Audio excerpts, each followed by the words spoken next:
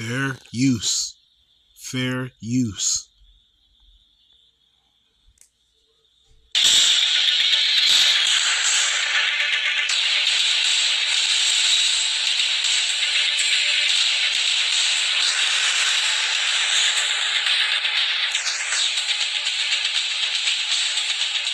US President Donald Trump's approval rating on the economy has dropped to the lowest point of his presidential career. That's the finding of a CNBC All-America Economic Survey. It seems that the economic optimism seen post the re-election of Donald Trump has now disappeared, with more Americans now worried about the state of the economy and the trajectory of the stock markets. Out of 1,000 Americans surveyed, 55% of the respondents have expressed their disapproval with Trump's handling of the economy, and 43% have shown their approval. This is the first time that such a level of disapproval for Trump's handling of the economy has emerged in any CNBC poll. 49% of those surveyed believe that the economy will get worse over the next year. 40% of those who are negative about Trump's economic policies say they are hurting the economy now. Tariffs are the overall reason for public discontent. Americans disapprove of across-the-board tariffs by a 49 to 35 margin, and majority believe they are bad for American workers, inflation, and the overall economy. Democrats give tariffs a thumb down by an 83-point margin and independents by 26 points. Republicans approve of the tariffs by a 59-point spread, 20 points below their 79% net approval of the president. The president's worst numbers come for his handling of inflation, with only 58% of Republicans voting in favor. 57% of the public believe that US will soon be or is currently in a recession, up from just 40% in March 2024. The public also disapproves of the president's handling of federal government spending by a 45% to 51% margin, and foreign policy by a 42% to 53% margin.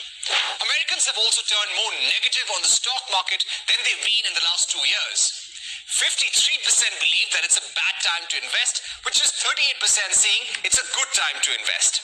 Trump's best numbers come on immigration, where his handling of things is approved by a 53% to 41% margin, and deportation of illegal immigrants is approved 52% to 45%. Large majorities of Americans see Canada, Mexico, EU, and Japan as more of an economic opportunity for the US rather than an economic threat.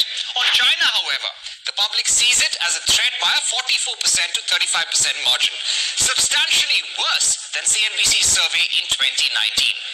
However, these approval ratings do not appear to be translating into significant potential gains for Democrats.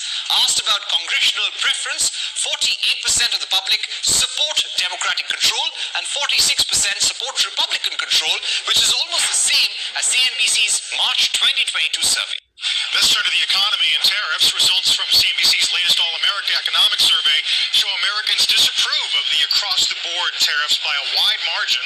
Our Steve Leisman has the exclusive results. Hey again, Steve. Hey, Carl. Yeah, a plurality of Americans think across-the-board tariffs are a bad idea, with most believing they will hurt jobs and be worse for inflation, and the public is having a hard time believing there's a payoff at the end of all this. The CNBC All-America Economic Survey finding 49% of respondents say across-the-board tariffs are a bad idea. And look, 45% feel really strongly about it. Just 35% think they're a good idea, and they don't feel quite as strongly about it. 15% are unsure. Who's the most negative on tariffs? Well, take a look. Democrats, they hate them. African Americans, young people hate tariffs, and urban dwelling Americans.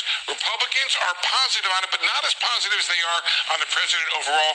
Rural Americans, people above 100,000, maybe that's because there's a shift in the tax burden, and men age 50 plus. Majorities think tariffs hurt importers, the cost of everyday goods, the overall economy, as well as individual workers. But, so you can see here, negative on that, negative on inflation, negative on the overall economy, negative overall on the worker, but just this one thing here for companies producing goods in the U.S., that's by a 51 to 37% margin you can see there.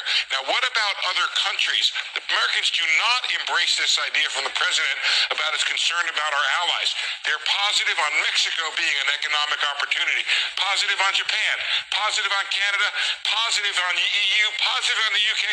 only China, but by a 9-point margin, not tremendously. So they're really not seeing these countries overwhelmingly as economic threats, much more as opportunities. Guys, why is this data important for investors? Well, what we see is that the public doesn't like tariffs.